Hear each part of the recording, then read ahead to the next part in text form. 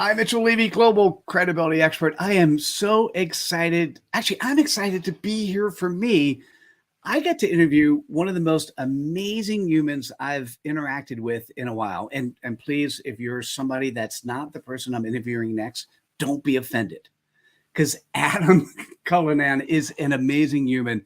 And what I'd like to do is I'd like you to meet them. This show is Leaders Living Their Values. And the goal is that you get to see Adam. So Adam, welcome. Thanks for having me, Mitchell. I mean, with an intro like that, I just hope to not disappoint. It'll be hard. Just be you. Just be you, because that's really kind of what we're doing. And just so the audience knows, who are you? First and foremost, I'm a husband and a dad of two. That is hands down the most important part of my life. On top of that, I'm an experienced entrepreneur and have focused this next chapter on helping other entrepreneurs solve problems that are difficult, or they may not even know the questions to ask, via Pentane, the new company. I'm curious about the data too for a second. Tell me a little bit more about the data too, so boys, girls, ages, and when you're thinking about that, tell me a story that you've actually brought something that you changed in your entrepreneurial journey because of being a dad. So it's a very important question. I have a 5.5-year-old daughter, Vivian, and I have an almost 3-year-old son, Landon, who I'm told this morning by my wife just figured out he can pee outside, which is hilarious. I had to add that in because I had some fun visuals with that this morning. That's his new discovery. He is a boy. I discovered my journey to reprioritization of effort and energy happened before I had kids. And it was really in exiting a medical device company that was big and heavy and I couldn't get away from it. And after doing that, got to spend some time and really, for lack of a better phrase, reprioritize where I was spending my time in life. And that was in 2013. So from that time forward, that really set in place guardrails and allowed me to dictate my life and how we function, how my wife and I function. We've been together since long before that. And so adding kids into that environment where we build a business around our life as opposed to building our lives around a business, they fit into it perfectly. I was very, very fortunate to have had that realization and been able to put that structure in place before the kids got there.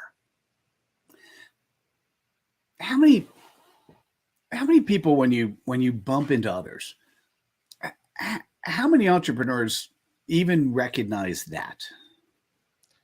It's unfortunately rare.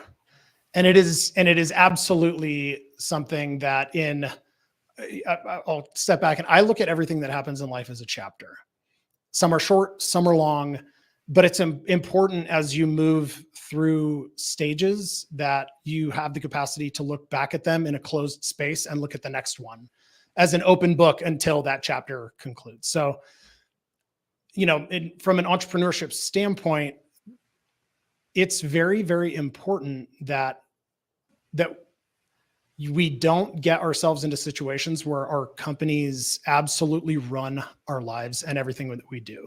The whole point of being an entrepreneur is to work for yourself. And if you get to that position, you're not working for yourself anymore. You are now working for a company. You just have the CEO title. So this next chapter of my life is very heavily dedicated around helping other early stage entrepreneurs solve for some of those problems. And part of that is by operating profitable companies, which makes things a lot easier than relying on never-ending fundraising and the true challenge that comes with losing money month over month over month. By the way, I love that. And I do want to naturally get there. Yep. And before I do, though, I did have a question as a parent. What, are you ready? Entrepreneurial practice have you learned as being an entrepreneur that you actually apply to parenting? Oh man, that is actually my favorite part about being a parent is I look at parenting like I look at companies. you get to build them and construct them. And I'm using big, bold words here. You're talking about little kids. It maybe isn't so cut and Oh, dry, by the way, but I absolutely understand it, and don't be offended by these words. This is actually beautiful content, but it looking on the outside, looking in, like, what do you mean build and construct your kids? Got it. Put that aside. Yeah, I mean, it is kind of like a company. Just because someone did it one way and they wrote a book about it doesn't mean it's the only way to do it. Doesn't mean it's the right way to do it. Doesn't mean the best way to do it. It's just a way to do it. Doesn't need to be your way to do it. So and this is much more relevant with my daughter who's older. But I mean, the line of questioning that we go through, that I drive very, very, very heavily, drive her sense of curiosity, which is natural when you're young. It gets lost as you get into the educational system and sort of gets beat out of you. So, I mean, I'm a nerd, complete science nerd. I got a crazy science degree, so everything I do is built around the scientific method. She is well-versed as a 5-year-old in approaching the important question of why, with logic. And that's just because I've had the opportunity to spend a lot of time with them because they are my priority. And that's the way that I think. And it's such an amazing opportunity to be able to share that with such a young, maturing, moldable brain. I love that. By the way, I feel the same. Mine now is 25. So I get to see all the time and energy. It turns out both my wife and I, we work out of the house, and we actually one of those, we have a child whose parents were just home all the time when I wasn't traveling for business. Right. The interesting part is in the reinforcement of what you just said. You actually did mention first that your family was a priority, and then you reinforced it with who your daughter is and how she's learned and how she approaches life. Yeah, I mean, I think this is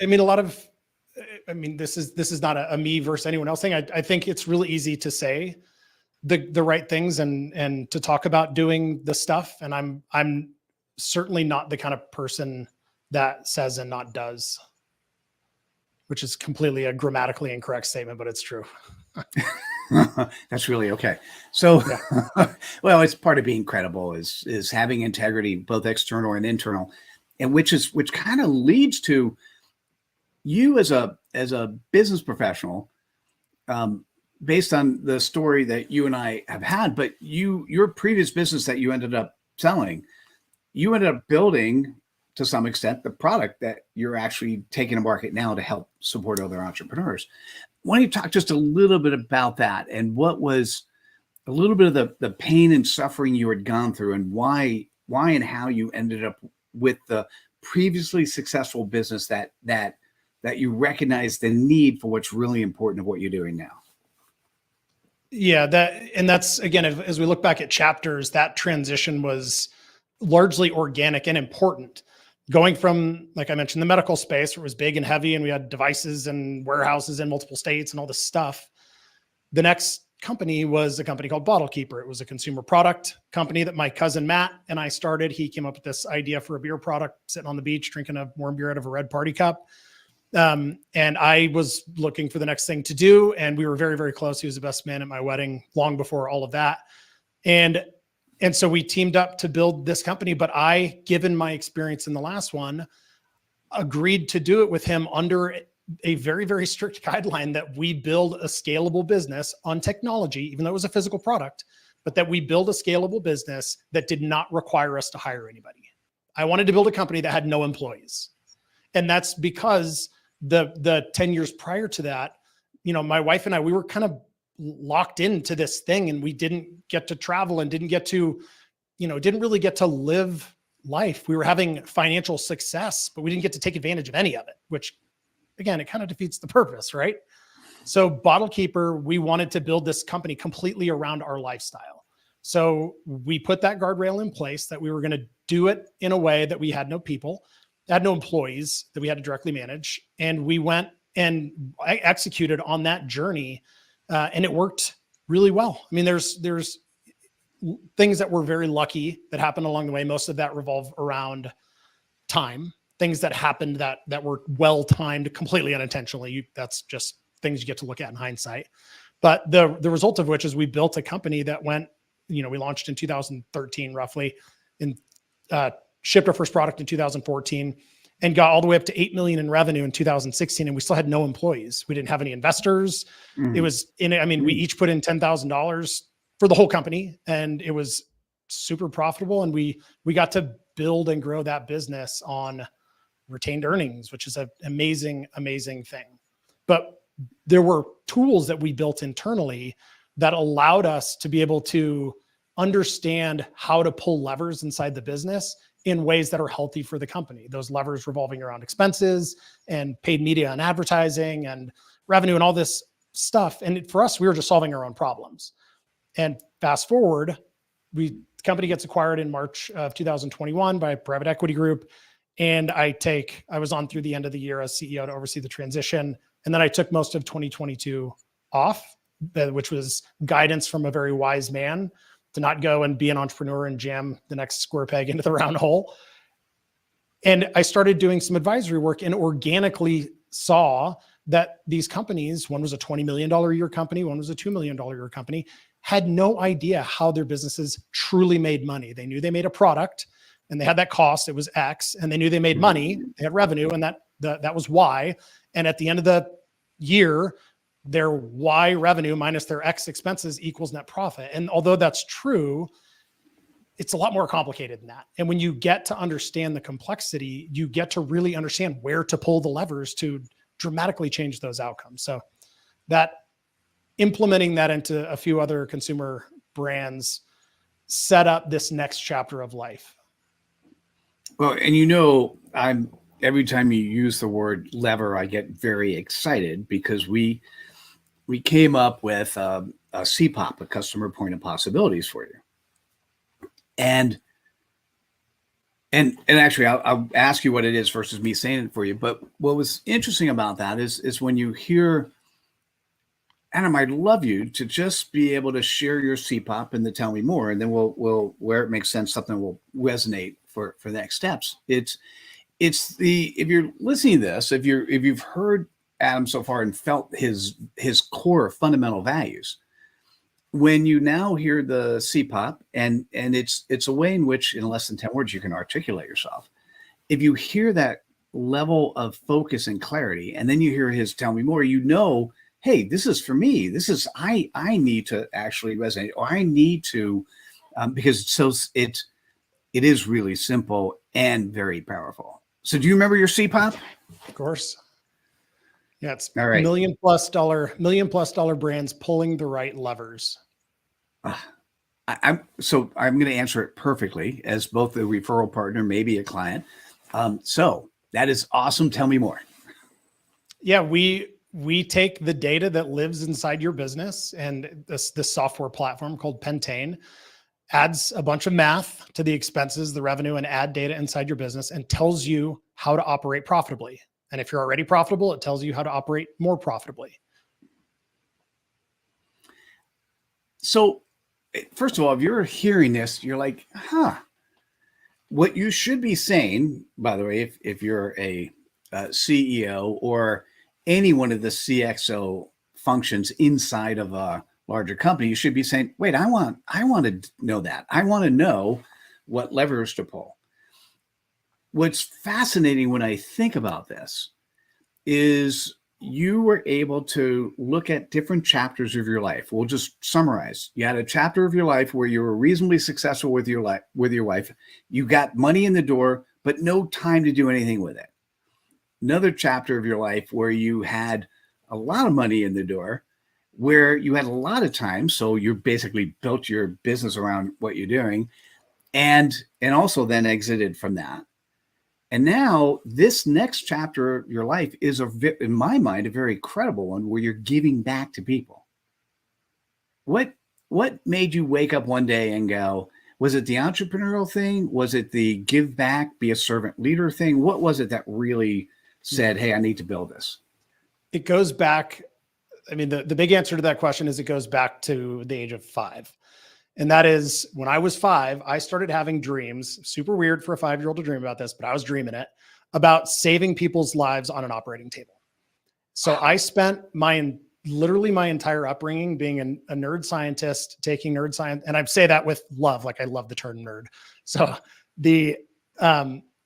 going down the path to become a doctor. I wanted to be a cardiothoracic surgeon. I got nursing certifications before I was legally able to. I put on, ER coats with doctors and played, doctor in the ER in Flagstaff, Arizona, which is where I grew up, and had exposure to that at a very young age. I went to college at University of Arizona and got a degree in molecular and cellular biology so I could go to med school. And I was always into science and math. So it was an easy thing. And about halfway through college, started to listen, for better or for worse, to all the doctors I had pretty much ever met that said, don't do it. It's not what you think it is. It's not what it used to be. Don't do it. And I never cared about that until I was probably 20 or 21 in college, and just started to realize that to do what I wanted to do, I was going to start life at 35 with $500,000 of debt. I wasn't probably going to have kids. I wasn't going to have a relationship. I mean, that's just becomes your life for that period of time. So it started to become a lot less attractive. Now, I decided to go on the business end of medicine, which is what I did out of college. Fast forward, then I end up, and I liked that business end of medicine because I still got to deal with patients. I still got to help people. I still got to interact with them as part of their recovery and their process for whatever they were dealing with. And then I end up in a beer company completely accidentally. That was not a scripted chapter. That was like a side project gone mad. And there was this part of that experience that always wore on me. And it was that it didn't have a help other people function. And we tried to build in 1% to this or 5% to that. And it's like, you can give money, but that's not the same thing. So in exiting that chapter, there was no question that I have to go back and refill some of that bucket that I missed for a decade. That really did weigh heavily on me. So that's why everything that I do, including the people I work with that are coming out of, internships with special operations and transitioning out of the military, trying to figure out that, every component of this chapter is built around helping other people. And again, not just with money. That's the easy thing to do. This is the better thing to do. So why did you choose this? Why did you choose? And by the way, when I say this, way back when, so the last time I was working for a public company, besides when I sat on the board of a public company, was Sun Microsystems. I left in 1997. Part of what I did there is help support the rev ops people, the revenue operations people. And at that stage, they were still treated the same way they are today. They were still treated like customer service, even though they had absolute importance in the company. It's the operations component, the mechanics behind making sure that the money comes in the door, right, that you're selling properly. They still were treated like second-class citizens. I don't see a lot difference today. Why did you choose that? That RevOps component of Yes. helping? I didn't choose it. It just happened. I mean, really the answer is I was, 6 months into my, post CEO of BottleKeeper, and I woke up, and I had a close friend who was an older gentleman that was literally like my wise mentor. And he coached me through that period because I think most people would, got really antsy. I just wanted to go and do something. What's the next thing? What's the next thing? And so he slowed me down from that. And of course I still tried to go do it anyways, and it all blew up, but he helped coach me through that period. And there was literally one day I woke up and I realized my hardest decision of the day was what to have for breakfast. And that's a problem. I could literally feel my brain melting. And so we talked through that, and it was like, okay, it's time. Go, just go start. Don't go and try to start another company. Just go do something. And so there were some companies that we had invested in, my wife and I had invested in, and I went and just started helping them. And the very quickly realized that the first example of that was a $20 million a year business. It was profitable, but they still had no idea how to pull the levers to maximize that outcome. And so I started rebuilding some of the math and tools that we leveraged at BottleKeeper, and it completely changed their business. It increased their net profit by 50% in the next year. They didn't spend any more money. They just figured out how to pull the levers better. And that was the first, well, that's interesting. And then I did it to another company. And then I got paid to come in and help turn around a consumer product business that was in pretty bad shape, like really bad shape. And it completely changed the business. They went from losing $100,000 the first month I was there. They lost $10,000 the second month, and they made $40,000 the third month. And now they're crushing it. A year later, they're doing exceptionally well. So it really just kind of organically happened. And I got to, in working hands-on with these companies, evolve my thinking and math around the product into what is now, a software platform.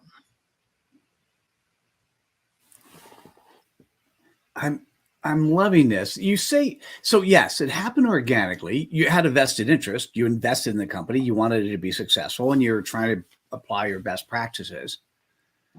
Yeah, I guess that is mostly how life comes our way, is we have opportunities handed to us, and many people just ignore those opportunities.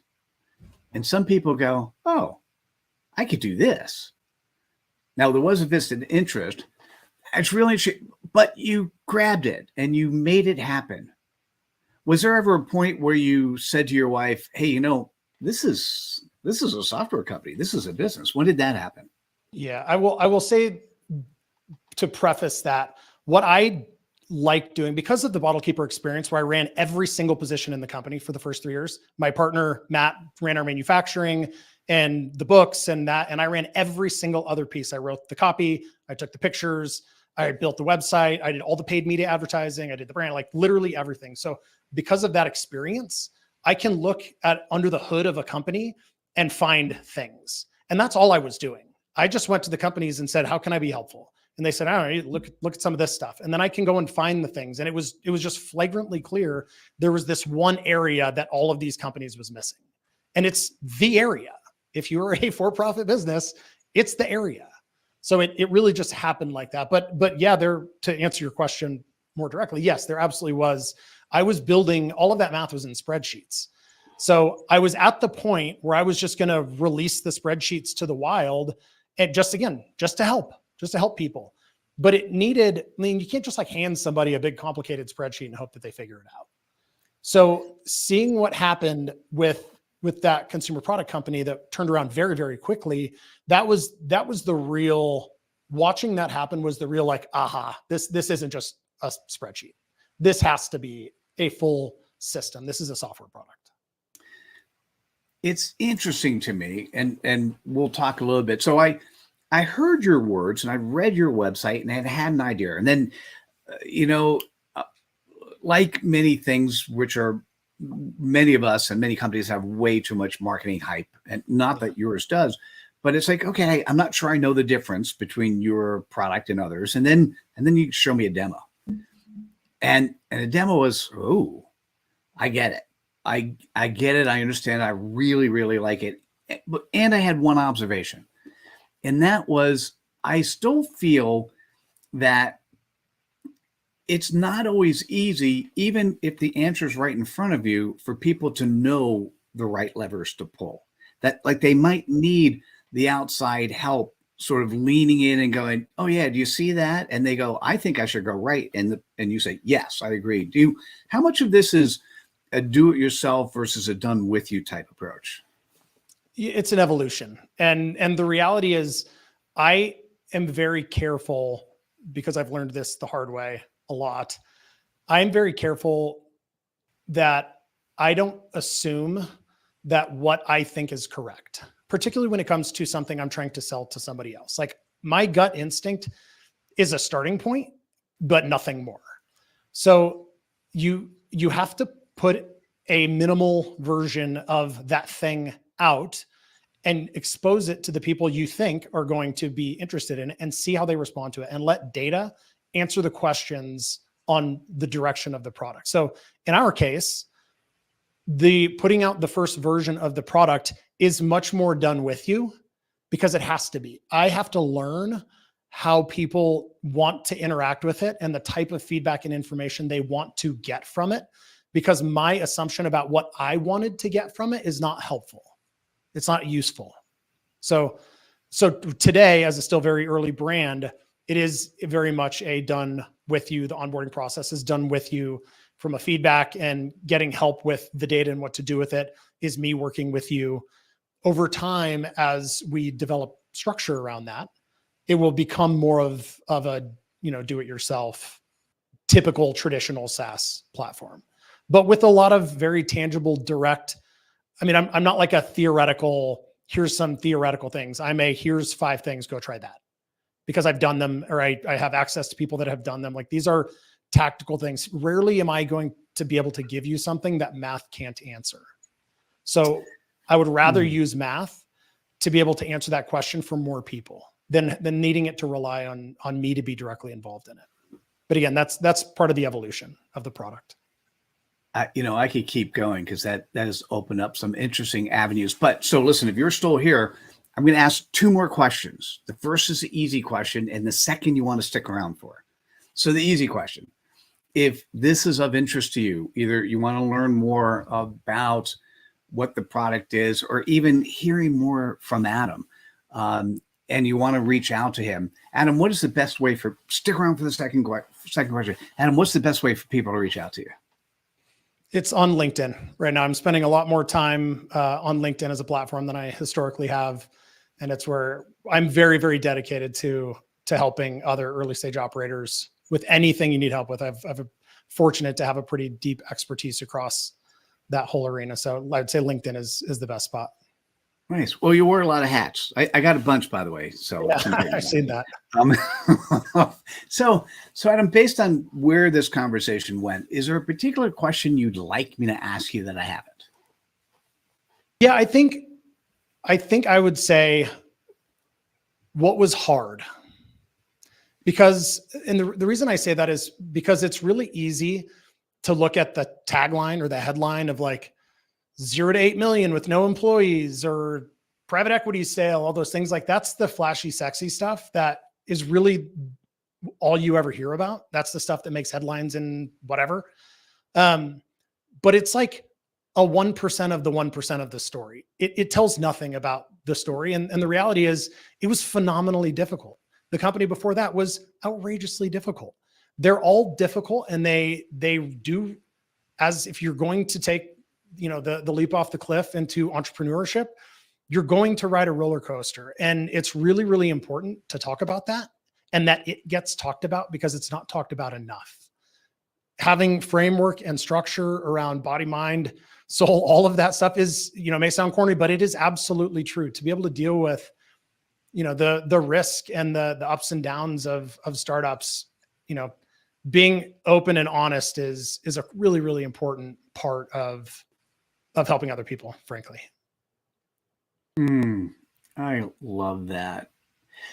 Hey, can we show Adam's webpage and then and be able to say, I want to say thank you. This was an amazingly powerful interview. I expected it, and here it is. So go and visit Pentane.com and reach out to Adam directly on LinkedIn. And then, Adam, I have to say, because I sometimes don't always, put a plug in for my stuff. I need, my marketing people would get so mad at me if I don't say, at least, guys, take a look at coachingfest.com. It is a free event happening fairly shortly. And what's happening is I will do many of them. So go to coachingfest.com. I've got 2 others that I've got planned. And the thing that's fascinating is I actually am very interested in doing for the coaching industry what you've actually done with RevOps. The RevOps, I'm going to say the RevOps function. You've been able to be able to have in Pentane something that really will support companies that are between 1+ million to 20, 50 million, probably more, but that's a good place for you to play. And I'm doing the same thing for the coaching industry. And so go to coachingfest.com. Adam, thank you so much. You are, this was as powerful as I could have possibly imagined. Appreciate you joining us today. Thank you so much for having me. Really enjoyed it, Mitchell. You're welcome. And hey, listen, for those that are still here, thank you. This is now your chance, if you haven't done it yet, to take action. click on the like button, share with your friends, grab that aha moment that was relevant for you. And I'll see you at the next episode of Leaders Living Their Values. Thanks, everyone. Take care. Bye now.